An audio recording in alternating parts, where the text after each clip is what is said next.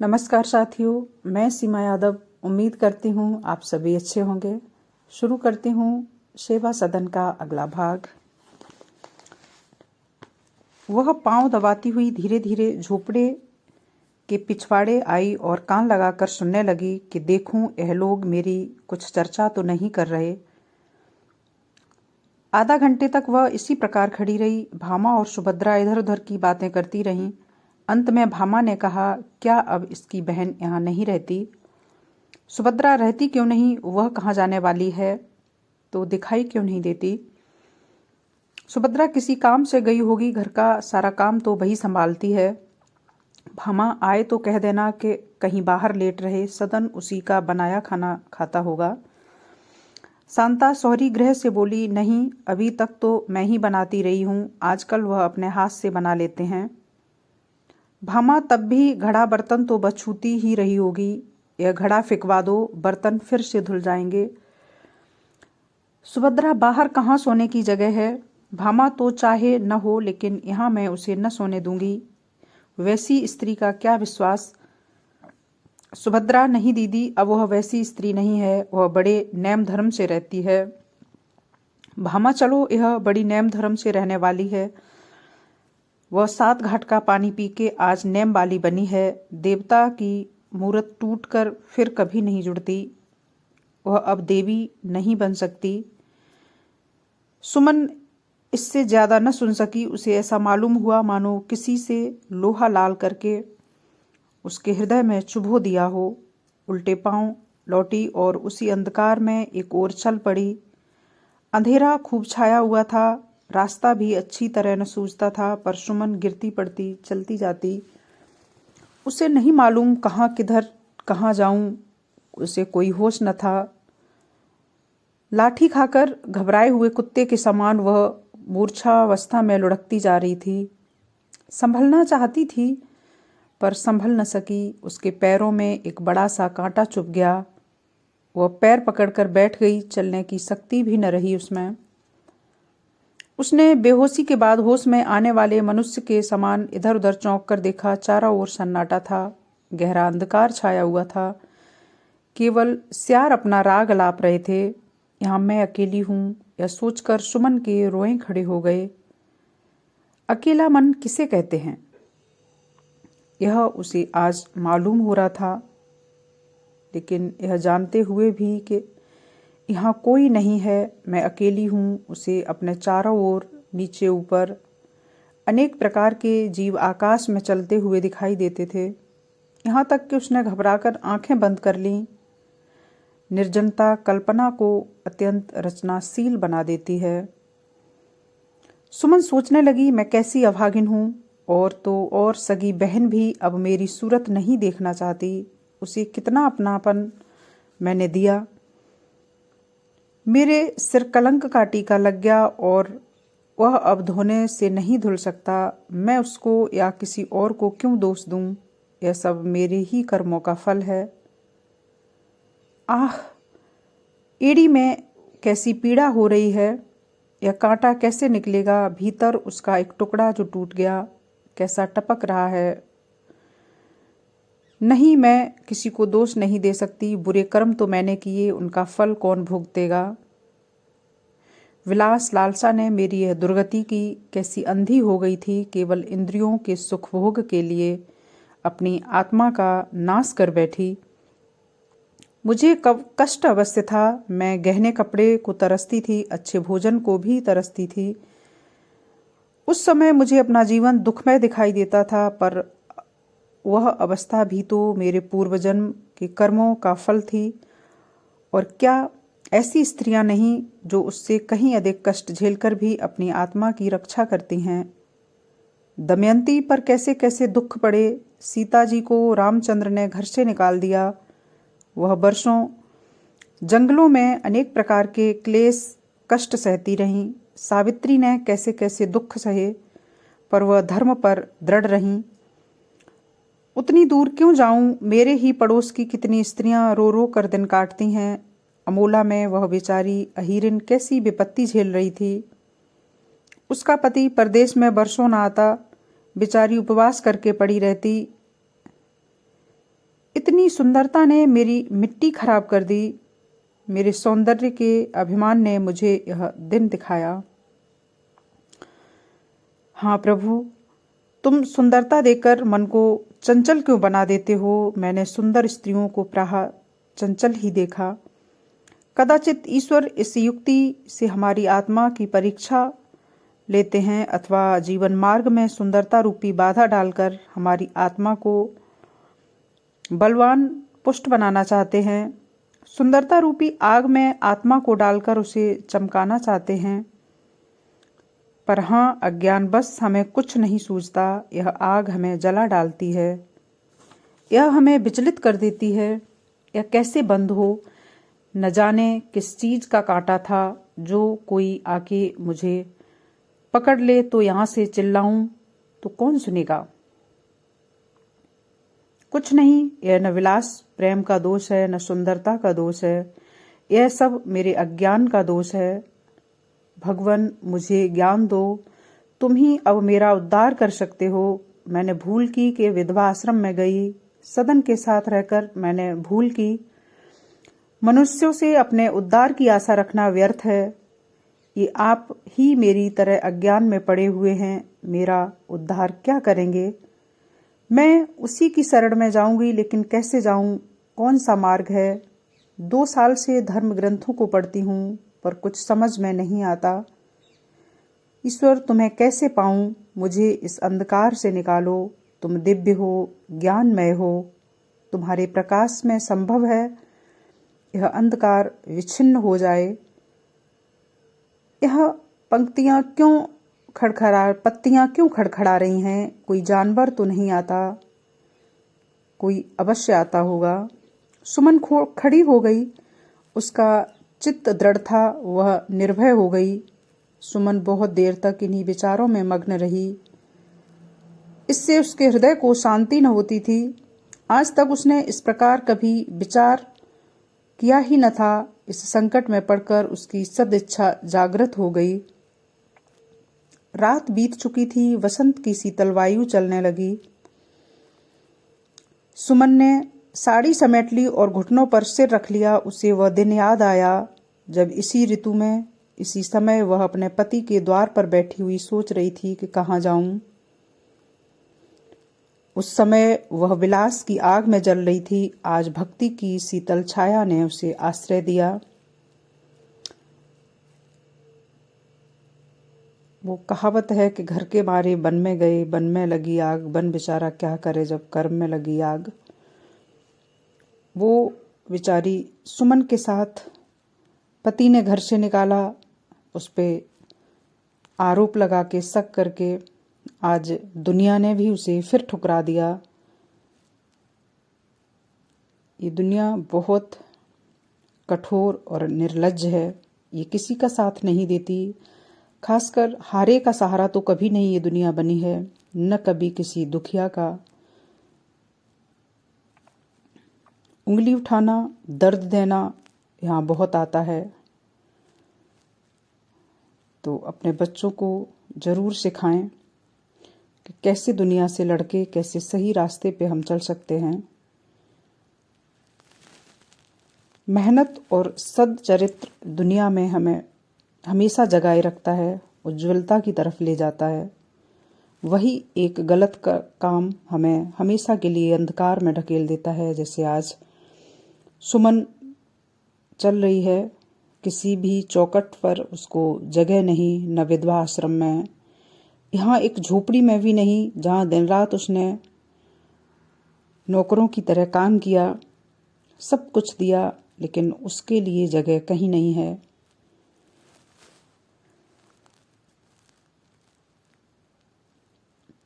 एकाएक उसकी आंख झपक गई। उसने देखा कि स्वामी गजानंद मृगचर्म धारण किए उसके सामने खड़े दयापूर्ण नेत्रों से उसकी ओर ताक रहे हैं। सुमन उनके चरणों में गिर पड़ी और दीन भाव से बोली, स्वामी मेरा उद्धार कीजिए। सुमन ने देखा कि स्वामी जी ने उसके सर पर दया से हाथ फेरा और कहा, ईश्वर ने मुझे इसलिए तुम्हारे पास भेजा है। बोलो, क्या चाहती हो? धन? सुमन, नहीं, धन की इच्छा नहीं, न भोग की। सुमन, महाराज इसका नाम न लीजिए, मुझे ज्ञान दीजिए।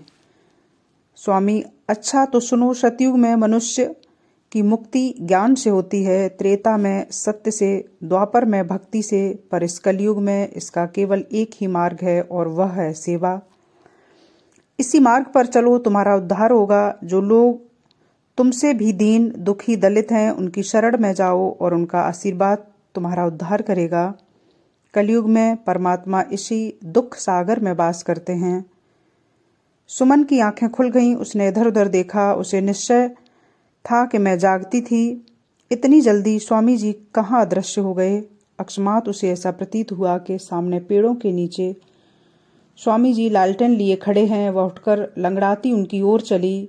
उसने अनुमान किया था कि वृक्ष समूह 100 गज के अंतर पर होगा, पर वह 100 के बदले 200 से 300, 400 चली गई और वह वृक्षपुंज और उसके नीचे स्वामी जी लालटेन लिए हुए उतनी ही दूर खड़े हो जाते। सुमन को भ्रम हुआ, मैं सो तो नहीं रही हूँ, यह कोई स्वप्न भी नहीं। इतना चलने पर भी वह उतनी ही दूर क्यों आ जाती है। उसने जोर से चिल्लाकर कहा, महाराज आती हूँ, आप जरा ठहर जाइए। उसके कानों में शब्द सुनाई दिए, चली आओ, मैं खड़ा हूँ। सुमन फिर चली, पर 200 कदम आगे चलने पर वह थक कर बैठ गई। वह वृक्ष समूह और स्वामी जी ज्यों के त्यों सामने 100 गज की दूरी पर खड़े रहे। भय ने सुमन के रोए खड़े कर दिए। उसकी छाती धड़कने लगी और पैर थर थर कांपने लगे। उसने चिल्लाना चाहा, पर आवाज न निकली। सुमन ने सावधान होकर विचार करना चाहा, यह क्या रहस्य है। मैं कोई प्रेत लीला तो नहीं देख रही हूँ, लेकिन कोई अज्ञात शक्ति उसे उधर खींचे लिए जाती थी, मानो इच्छा शक्ति मन को छोड़कर उसी रहस्य के पीछे दौड़ रही हो। सुमन फिर चली। अब वह शहर के निकट आ गई थी। उसने देखा कि स्वामी जी एक छोटी सी झोपड़ी में चले गए और वृक्ष समूह अदृश्य हो गया।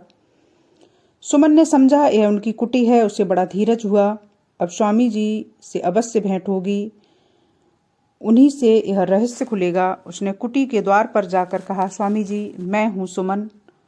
यह कुटी गजानंद की ही थी, पर वह सोए हुए थे। सुमन को कुछ जवाब न मिला। सुमन ने साहस करके कुटी में झांका। आग जल रही थी और गजानंद कंबल ओढ़े सो रहे थे। सुमन को अचंबा हुआ कि अभी तो चले आते हैं, इतनी जल्दी सो कैसे गए और वह लालटेन कहाँ चली गई। जोर से पुकारा, स्वामी जी। गजानंद उठ बैठे और विस्मित नेत्रों से सुमन को देखा। वह 1 मिनट तक ध्यानपूर्वक उसे देखते रहे, तब बोले, कौन? सुमन। सुमन, हाँ महाराज, मैं हूँ। गजानंद, मैं अभी अभी तुम्हें स्वप्न में देख रहा था। सुमन ने चकित होकर कहा, आप तो अभी अभी कुटी में आए हैं। गजानंद, नहीं, मुझे सोए हुए बहुत देर हुई, मैं तो कुटी से निकला नहीं, अभी स्वप्न में तुम्ही को देख रहा था। सुमन, और मैं आपके ही पीछे पीछे गंगा किनारे से चली आ रही हूँ। आप लालटेन लिए मेरे सामने चले आते थे। गजानंद ने मुस्कुराकर कहा, तुम्हें धोखा हुआ। सुमन, धोखा होता तो मैं बिना देखे सुने यहाँ कैसे पहुंच जाती। मैं नदी किनारे अकेले सोच रही थी कि मेरा उद्धार कैसे होगा। मैं परमात्मा से विनय कर रही थी कि मुझ पर दया करो और अपनी शरण में ले लो। इतने में आप वहां पहुंचे और मुझे सेवा धर्म का उपदेश दिया। मैं आपसे कितनी ही बातें पूछना चाहती थी, पर आप अदृश्य हो गए। किंतु एक क्षण में मैंने आपको लालटेन लिए थोड़ी दूर पर देखा, बस आपके पीछे पीछे दौड़ी। यह रहस्य मेरी समझ में नहीं आता, कृपा करके मुझे समझाएं। गजानंद, संभव है ऐसा ही हुआ हो, पर ये बातें अभी तुम्हारी समझ में नहीं आएंगी। गजानंद, यह भी संभव है। तुमने जो कहा वही मैं स्वप्न में देख रहा था और तुम्हें सेवा धर्म का उपदेश कर रहा था। सुमन, तुम मुझे भली भांति जानती हो। तुमने मेरे हाथों बहुत दुख उठाए, बहुत कष्ट सहे।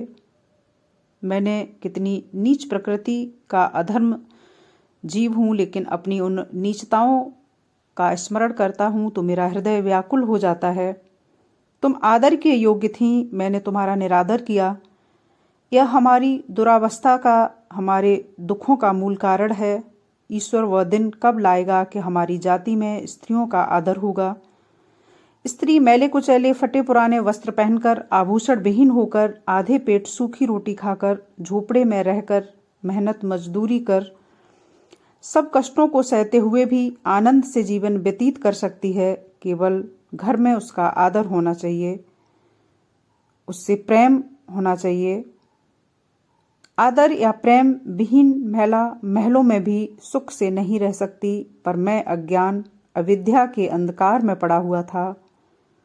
अपना उद्धार करने का साधन मेरे पास न था, न ज्ञान था, न विद्या थी, न भक्ति, न कर्म की सामर्थ्य थी। मैंने अपने बंधुओं की सेवा करने का निश्चय किया। यही मार्ग मेरे लिए सबसे सरल था।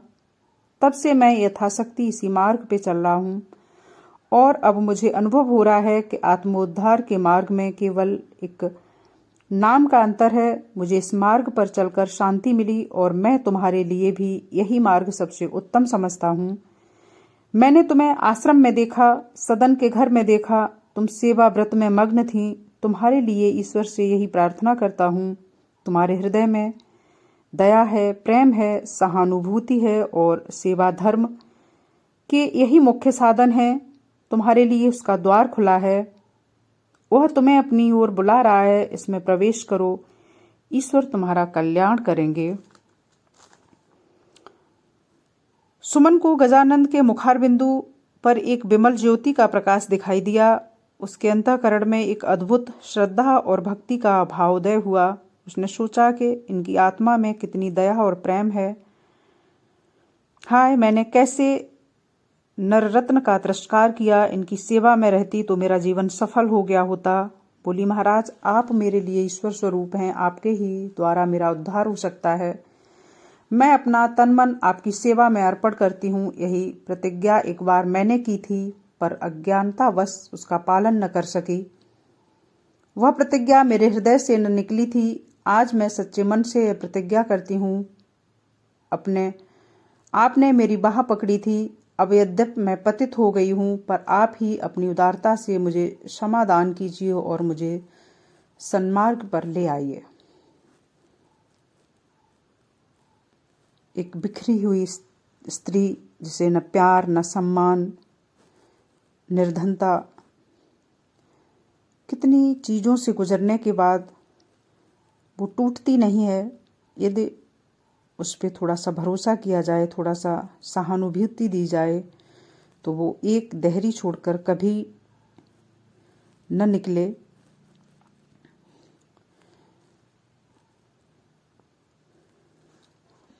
गजानंद को इस समय सुमन के चेहरे पर प्रेम और पवित्रता की छटा दिखाई दी। वह व्याकुल हो गए। वह भाव जिन्हें उन्होंने वर्षों से दबा रखे थे जागृत होने लगे। सुख और आनंद की नवीन भावनाएं उत्पन्न होने लगीं। उन्हें अपना जीवन शुष्क, नीरस और आनंद विहीन जान पड़ने लगा। वह इन कल्पनाओं से भयभीत हो गए। उन्हें शंका हुई कि यदि मेरे मन में यह विचार ठहर गए तो मेरा संयम, वैराग्य और सेवा व्रत इसके प्रवाह में तृण के समान बह जाएंगे। वह बोल उठे, तुम्हें मालूम है यहाँ एक अनाथालय खोला गया है? सुमन, हाँ, इसकी कुछ चर्चा सुनी तो थी। गजानंद, इस अनाथालय में विशेषकर वही कन्याएं हैं जिन्हें वैश्याओं ने हमें सौंपा है और 50 कन्याएं होंगी। सुमन, यह आपके ही उपदेशों का फल है। गजानंद, नहीं, ऐसा नहीं। इसका संपूर्ण श्रेय पंडित पद्म सिंह को है। मैं तो केवल उनका सेवक हूँ। इस अनाथालय के लिए एक पवित्र आत्मा की आवश्यकता है और तुम ही वह आत्मा हो। मैंने बहुत ढूंढा, पर कोई ऐसी महिला न मिली जो यह काम प्रेम भाव से करे, जो कन्याओं का माता की भांति पालन करे और अपने प्रेम से अकेली उनकी माताओं का स्थान पूरा कर दे। वह बीमार पड़े तो उनकी सेवा करे, उनके फोड़े फुंसियां मलमूत्र देखकर घृणा न करे और अपने व्यवहार से उनमें धार्मिक भावों का संचार कर दे कि उनके पिछले कुसंस्कार मिट जाएं और उनका जीवन सुख से कटे। वात्सल्य के बिना यह उद्देश्य पूरा न हो सकेगा। ईश्वर ने तुम्हें ज्ञान और विवेक दिया है। तुम्हारे हृदय में दया और करुणा है, धर्म है और तुम ही इस कर्तव्य का भार संभाल सकती हो। मेरी प्रार्थना स्वीकार करोगी? सुमन की आंखें सजल हो गईं। मेरे विषय में एक ज्ञानी महात्मा का यह विचार है, यह सोचकर उसका चित्त गदगद हो गया। उसे स्वप्न में भी ऐसी आशा न थी कि उस पर इतना विश्वास किया जाएगा और उसे सेवा का ऐसा महान गौरव प्राप्त हो सकेगा। उसने निश्चय किया कि परमात्मा ने गजानंद को यह प्रेरणा दी है। अभी थोड़ी देर पहले वह किसी बालक को कीचड़ लपेटे देखती तो उसकी ओर मुंह फेर लेती, पर गजानंद ने उस पर विश्वास करके उस घृणा को जीत लिया, उसमें प्रेम संचार कर दिया। हम अपने ऊपर विश्वास करने वालों को कभी निराश नहीं करना चाहते और ऐसे बोझों को उठाने को तैयार हो जाते हैं जिन्हें हम असाध्य समझते हैं। विश्वास से विश्वास उत्पन्न होता है। सुमन ने अत्यंत विनीत भाव से कहा, आप लोग मुझे इस योग्य समझते हैं। ये सच है कि विश्वास से ही विश्वास उत्पन्न होता है। यदि हम स्वयं पे विश्वास कर लें तो दुनिया की कोई भी चीज इतनी बड़ी नहीं है जो हम पा न सकें। उसके लिए मेहनत और सद्मार्ग चाहिए। यदि आप सद्मार्ग से, अपनी मेहनत से जो चाहें वो पा सकते हैं। देरी होती है, अंधेरी नहीं होती है, क्योंकि जीवन जिस दिन दुनिया में आता है उस दिन से हर पल हर क्षण अंत की तरफ चलने लगता है, क्योंकि उदय और अस्त होना हमारे प्रकृति का नियम है। इंसान आता है और जाता भी है। यदि इस बीच के रहस्य को हम समझ लें कि आए हैं तो जाएंगे भी, और जिस दिन से दुनिया में हम आते हैं उसी दिन से हमारा एक एक क्षण कम होने लगता है,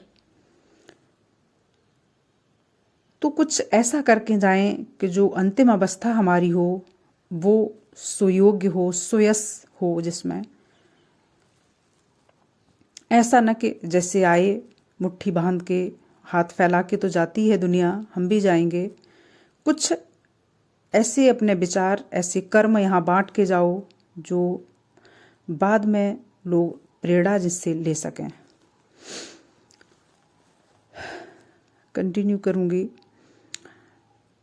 यह मेरा परम सौभाग्य है, मैं किसी के कुछ काम आ सकूं, किसी की सेवा कर सकूं, वह मेरी परम लालसा थी।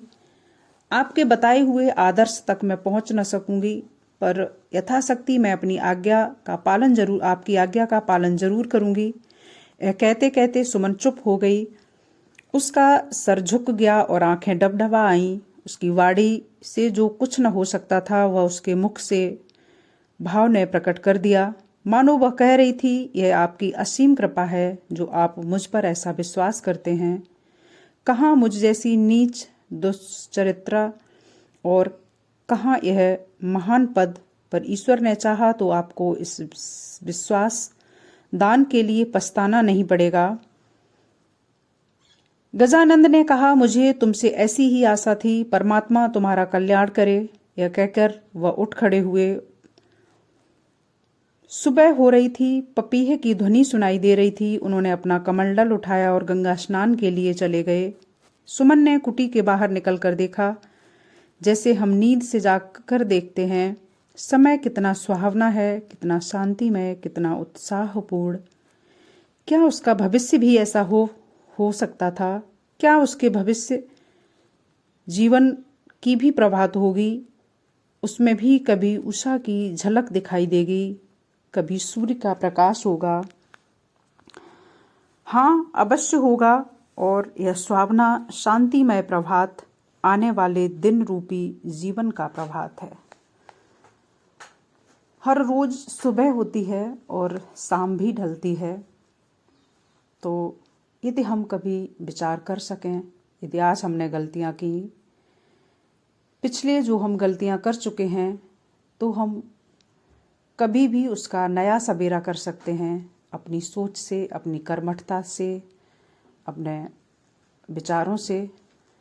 उसके लिए हमें लगन, मेहनत और ईमानदारी, तीनों चीज़ों का सहारा चाहिए होता है। उसके लिए हमें खुद पे ही भरोसा करना होता है, क्योंकि ये दुनिया तो ऐसी ही है। यहाँ कोई किसी को सहारा नहीं देता। गिराने की फिराक में हर कोई होता है। 1 साल बीत गया। पंडित मदन सिंह पहले तीर्थ यात्रा पर उधार खाए बैठे थे। जान पड़ता था कि सदन के घर आते ही एक दिन भी न ठहरेंगे, सीधे बद्रीनाथ पहुंचकर दम लेंगे। पर जब से मदन आ गया है उन्होंने भूलकर भी तीर्थयात्रा का नाम नहीं लिया। पोते को गोद में लिए आसामियों का हिसाब करते, खेतों की निगरानी करते माया ने और भी जकड़ लिया। हाँ, भामा अब कुछ निश्चिंत हो गई थी। पड़ोसिनों से वार्तालाप करने का कर्तव्य अपने सिर से नहीं हटाया। शेष कार्य उसने शांता पर छोड़ दिए। पंडित पदम सिंह ने वकालत छोड़ दी। अब वह म्यूनिसिपैलिटी के प्रधान कर्मचारी हैं। इस काम से उन्हें बहुत रुचि थी। शहर दिनों दिन उन्नति कर रहा। साल के भीतर कई नई सड़कें, नए बाग तैयार हुए। अब उनका इरादा है कि इक्के और गाड़ी वालों के लिए शहर के बाहर एक मोहल्ला बनवा दें। शर्मा जी के कई पहले से मित्र अब उनके विरोधी हो गए और पहले के कितने ही विरोधी मित्र हो गए, किंतु महाशय विट्ठल दास पर उनकी श्रद्धा दिनों दिन बढ़ती जाती है। वह बहुत चाहते हैं कि महाशय को म्यूनिसिपैलिटी में कोई अधिकार दें, पर विट्ठल दास राजी न होते। वह निस्वार्थ कर्म की प्रतिज्ञा को नहीं तोड़ना चाहते। उनका विचार है कि अधिकारी बनकर वह इतना हित नहीं कर सकते जितना पृथक रहकर कर सकते हैं। उनका विधवाश्रम इन दिनों बहुत उन्नति पर है और म्यूनिसिपैलिटी से उसे विशेष सहायता मिलती है। आजकल वह कृषकों की सहायता के लिए एक कोष स्थापित करने का उद्योग कर रहे हैं, जिससे किसानों को बीज और रुपए नाम मात्र सूद पर दिए जा सकें। यह सत्कार्य में सदन बाबू विट्ठल दास का दाहिना हाथ बने हुए हैं। सदन का अपने गांव में मन नहीं लगता। वह शांता को वहां छोड़कर फिर गंगा किनारे के झोपड़े में आ गया है और इस व्यवस्था को खूब बढ़ा रहा है। उसके पास अब 5 नावें हैं और सैकड़ों रुपए महीनों का लाभ भी हो रहा है। वह अब एक स्टीमर मोल लेने का विचार कर रहा है। स्वामी गजानंद अधिकतर देहातों में रहते हैं। उन्होंने निर्धनों की कन्याओं का उद्धार करने के निमित्त अपना जीवन अर्पण कर दिया। शहर में आते हैं तो 2-1 दिन से अधिक नहीं ठहरते।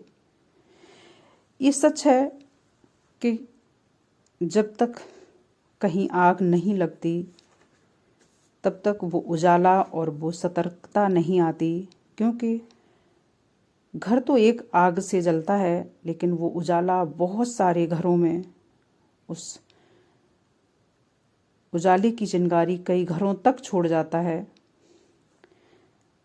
बर्बाद हुई सुमन, गजाधर की गृहस्थी बर्बाद हुई, लेकिन उन्होंने अपने पश्चाताप के रूप में बहुत सारी कन्याओं का उद्धार करने का जो बीड़ा उठाया। सुमन ने जो परहित सेवार्थ अपनाया, हर कोई नहीं कर सकता, क्योंकि हर कोई अपनी गृहस्थी में ही रम के चला जाता है। तो यदि आज वो तबाह न हुए होते तो इतना बड़ा सद्कार्य भी न कर पाए होते। अंत में कि जो वो करवाता है वो कहीं न कहीं किसी न किसी को तो निमित्त बनाता है। इसका मतलब ये नहीं कि हम सिर्फ निमित्त बन के रह जाएं। हम सद्कार्यों के लिए घर भी न उजाड़ें, न गृहस्थी उजाड़ें, लेकिन फिर भी कर सकते हैं। कार्तिक का महीना था। पदम सिंह सुभद्रा को लेकर गंगा स्नान कराने के लिए आए थे। लौटती बार वह अलईपुर की ओर आ रहे थे। सुभद्रा गाड़ी की खिड़की से बाहर झांकती चली आ रही थी। सोचती थी, यहाँ सन्नाटे में लोग कैसे रहते हैं, उनका मन कैसे लगता है। इतने में उसे एक सुंदर भवन दिखाई पड़ा, जिसके फाटक पर मोटे अक्षरों में लिखा था शर्मा जी ने कुछ उदासीन भाव से कहा। हाँ, वह पछता रहे थे कि इस रास्ते से क्यों आए। यह अवश्य ही इस आश्रम को देखेगी, मुझे भी जाना पड़ेगा, बुरे फंसे। शर्मा जी ने अब तक एक बार भी सेवा सदन का निरीक्षण नहीं किया था। गजानंद ने कितनी ही बार चाहा कि उन्हें लाएं, पर वह कोई न कोई बहाना बना दिया करते थे। वह सब कुछ कर सकते थे, पर सुमन के सम्मुख आना उनके लिए कठिन था। उन्हें सुमन की वे बातें कभी नहीं भूलती थीं जो उसने कंगन देते समय पार्क में उनसे कही थी। उस समय वह सुमन से इसलिए भागते थे कि उन्हें लज्जा आती थी। उनके चित्त से यह विचार कभी दूर न होता था कि वह स्त्री जो इतनी साध्वी और सच्चरित्रता हो सकती थी, केवल मेरे कुसंस्कारों के कारण कुमार्गगामिनी बनी। मैंने ही उसे कुएं में गिराया। सुभद्रा ने कहा, जरा गाड़ी रोक लो, इसे देखूंगी। पदम सिंह, आज बहुत देर होगी, फिर कभी आ जाना। सुभद्रा, साल भर से तो आ रही हूं, पर आज तक नहीं आ सकी। यहां से जाकर फिर कभी आने की पता नहीं फुर्सत मिले या न मिले। पदम सिंह, तुम आप ही नहीं आई, कोई रोकता था क्या? सुभद्रा, भला जब नहीं आई तब नहीं, अब तो आई हूं, अब क्यों नहीं चलते? चलने से मुझे इनकार थोड़े ही है, केवल देर हो जाने का भय है। 9 बजते होंगे। सुभद्रा, यहाँ कौन बहुत देर लगेगी, 10 मिनट में लौट आएंगे। पदम सिंह, तुम्हारी हट करने की बुरी आदत है। कह दिया कि इस समय मुझे देर होगी, लेकिन मानती नहीं हो। सुभद्रा, जरा घोड़े को तेज कर देना, कसर पूरी हो जाएगी। पदम सिंह, अच्छा तो तुम जाओ, अब से संध्या तक जब भी जी चाहे लौट आना। मैं चलता हूँ, गाड़ी छोड़े आता हूँ, रास्ते में कोई सवारी किराए पर कर लूंगा। सुभद्रा, तो इसकी क्या आवश्यकता है, तुम यहीं बैठे रहो, मैं अभी लौट आती हूँ। पदम सिंह, गाड़ी से उतरकर मैं चलता हूँ, तुम्हारा जब जी चाहे आना। सुभद्रा इस हीले हवाले का कारण समझ गई। उसने जगत में कितनी ही बार सेवा सदन की प्रशंसा पढ़ी थी। पंडित प्रभाकर राव की इन दिनों सेवा सदन पर बड़ी दया दृष्टि थी। अतएव सुभद्रा को इस आश्रम से प्रेम सा हो गया था और सुमन के प्रति उसके हृदय में भक्ति उत्पन्न हो गई। वह सुमन की इस नई अवस्था को देखना चाहती थी। उसको आश्चर्य होता था कि सुमन इतने नीचे गिरकर कैसे इतनी विद्वसी हो गई कि पत्रों में प्रशंसा उसकी छपती। उसके जी में तो आया कि पंडित जी को खूब आड़े हाथों लें, पर साइस खड़ा था, इसलिए न कुछ बोल सकी। गाड़ी से उतरकर आश्रम में दाखिल हो गई। वह ज्यों ही बरामदे में पहुंची कि एक स्त्री ने भीतर जाकर सुमन को उसके आने की सूचना दी और एक क्षण में सुभद्रा ने सुमन को आते देखा। वह उस केसहीना आभूषण विहीना सुमन को देखकर चकित हो गई। उसमें न कोई कोमलता थी, न वह चपलता, न वह मुस्कुराती हुई आंखें, न हंसते हुए होठ। रूप लावण्य की जगह पवित्रता की ज्योति झलक रही थी। सुमन निकट आकर सुभद्रा के पैरों पर गिर पड़ी और सजल नयन होकर बोली, बहू जी, आज मेरे धन्य भाग्य कि आपको यहाँ देख रही हूँ। सुभद्रा की आंखें भर आईं। उसने सुमन को उठाकर छाती से लगा लिया और गदगद स्वर में कहा, बाई जी, आने का तो बहुत जी चाहता था, पर आलस्य बस अब तक ना आ सकी। सुमन, शर्मा जी भी हैं या आप अकेले ही आई हैं? सुमन, साथ तो थे, पर उन्हें देर हो गई थी, इसलिए वह दूसरी गाड़ी लेकर चले गए। सुमन ने उदास होकर कहा, देर तो क्या होती थी, पर वह यहाँ आना ही नहीं चाहते। मेरा अभाग्य दुख केवल यह है कि जिस आश्रम के वह स्वयं जन्मदाता हैं, उससे मेरे कारण उन्हें इतनी घृणा है। मेरी हृदय से अभिलाषा है कि एक बार आप और दोनों लोग अवश्य आएं। आधी तो आज पूरी हुई, शेष भी कभी न कभी पूरी हो ही जाएगी। वह मेरे उद्धार का दिन होगा। यह कहकर सुमन ने सुभद्रा को आश्रम दिखाना शुरू किया। भवन में 5 बड़े कमरे थे। पहले कमरे में 30 बालिकाएं बैठी हुई थीं, कुछ पढ़ रही थीं।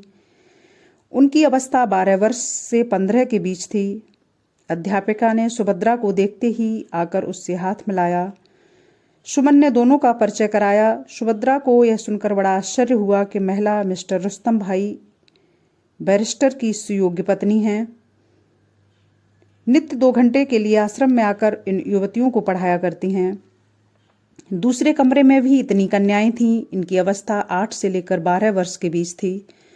उनमें कोई कपड़े काटती थीं, कोई सीती थीं और कोई अपने पास वाली लड़की को चिकोटी काटती। यहाँ कोई अध्यापिका न थी, एक बूढ़ा दर्जी काम कर रहा था। सुमन ने कन्याओं को के तैयार किए हुए कुर्ते, जैकेट आदि सुभद्रा को दिखाए। तीसरे कमरे में 15 से 20 छोटी छोटी बालिकाएं थीं। कोई 5 वर्ष से अधिक की थी। इनमें कोई गुड़िया खेलती, कोई दीवार पर लटकती हुई तस्वीरें देखती। सुमन आप ही इस कक्षा की अध्यापिका थी। सुभद्रा यहाँ से सामने वाले बगीचे में आकर इन्हीं लड़कियों के लगाए हुए फूल पत्ते दिखाने लगी। कन्याएं यहाँ आलू गोभी की क्यारियों में पानी दे रही थीं। उन्होंने सुभद्रा को सुंदर फूलों का एक गुलदस्ता भेंट किया। भोजनालय में कई कन्याएं बैठी भोजन कर रही थीं। सुमन ने सुभद्रा को इन कन्याओं के बनाए हुए अचार मुरब्बे दिखाए। सुभद्रा को यहाँ का सुप्रबंध, शांति और कन्याओं का शील स्वभाव देखकर बड़ा ही आनंद हुआ। उसने मन में सोचा, सुमन इतने बड़े आश्रम को अकेले कैसी चलाती होगी, मुझसे तो कभी न हो सकता। कोई लड़की मलिन या उदास भी नहीं दिखाई देती। सुमन ने कहा, मैंने यह भार अपने ऊपर ले तो लिया, पर मुझमें संभालने की शक्ति नहीं है। लोग जो सलाह देते हैं वही मेरा आधार है। आपको भी जो कुछ त्रुटि दिखाई दे वह आप कृपा करके बता दीजिए, इससे मेरा उपकार होगा। सुभद्रा ने हंसकर कहा, बाई जी, मुझे लज्जित न करो। मैंने तो जो कुछ देखा है उसी से चकित हो रही हूँ। तो मैं सलाह क्या दूंगी? बस इतना ही कह सकती हूँ कि ऐसा प्रबंध विधवा आश्रम का भी नहीं हो सकता। सुमन, आप संकोच कर रही हैं। सुभद्रा, नहीं, सत्य कहती हूँ। मैंने जैसा सुना था इसे उससे बढ़कर पाया। हाँ, यह तो बताओ, इन बालिकाओं की माताएं इन्हें देखने आती हैं या नहीं? सुमन, आती हैं, पर मैं यथासाध्य इस मेल मिलाप को रोकती हूँ। सुभद्रा, अच्छा, इनका विवाह कहाँ होगा? सुमन, यह तो टेढ़ी खीर है। हमारा कर्तव्य है कि इन कन्याओं को चतुर्गृहिणी बनने योग्य बना दें। उनका आदर समाज करेगा या नहीं, ये मैं नहीं कह सकती। सुभद्रा, बैरिस्टर साहब की पत्नी को इस काम में बड़ा प्रेम है। सुमन, यह कहिए कि आश्रम की स्वामिनी वही हैं, मैं तो केवल उनकी आज्ञाओं का पालन करती हूँ। सुभद्रा, क्या कहूँ, मैं किसी योग्य नहीं तो मैं भी यहाँ कुछ काम किया करती। सुमन, आते आते तो आप आ जाई हैं। उस पर शर्मा जी को नाराज करके शर्मा जी फिर इधर आने भी न देंगे। सुभद्रा, नहीं, अब की इतवार को मैं अवश्य उन्हें खींच के लाऊंगी। बस मैं लड़कियों को पान लगाना और खाना सिखाया करूंगी। सुमन हंसकर, इस काम में आप कितनी ही लड़कियों को अपने से ही निपुण पाएंगी। इतने में 10 लड़कियां सुंदर वस्त्र पहने हुए आईं और सुभद्रा के सामने खड़ी होकर मधुर स्वर में गाने लगीं। हे जगत पिता, जगत प्रभु, मुझे अपना प्रेम और प्यार दे। तेरी भक्ति में लगे मन मेरा, विषय कामना को विसार दे। सुभद्रा यह गीत सुनकर बहुत प्रसन्न हुई और लड़कियों को 5 रुपये इनाम में दिए। जब वह चलने लगी तो सुमन ने करुण स्वर में कहा, मैं इसी रविवार को आपकी राह देखूंगी। सुभद्रा, मैं अवश्य आऊंगी। सुमन, शांता तो कुशल से है? सुभद्रा, हाँ, पत्र आया था, सदन तो यहाँ नहीं आए। सुमन, नहीं, पर 2 रुपये मासिक चंदा भेज दिया करते हैं। सुभद्रा, अब आप बैठिए, मुझे आज्ञा दीजिए। सुमन, आपके आने से मैं कृतार्थ हो गई। आपकी भक्ति, आपका प्रेम, आपकी कार्यकुशलता, किस किस की बड़ाई करूं। आप वास्तव में स्त्री समाज का श्रृंगार हैं। सजल नेत्रों से मैं तो अपने को आपकी दासी समझती हूँ। जब तक जीऊंगी आप लोगों का यश मानती रहूंगी। मेरी बाह पकड़ी और मुझे डूबने से बचा लिया। परमात्मा आप लोगों का सदैव कल्याण करे।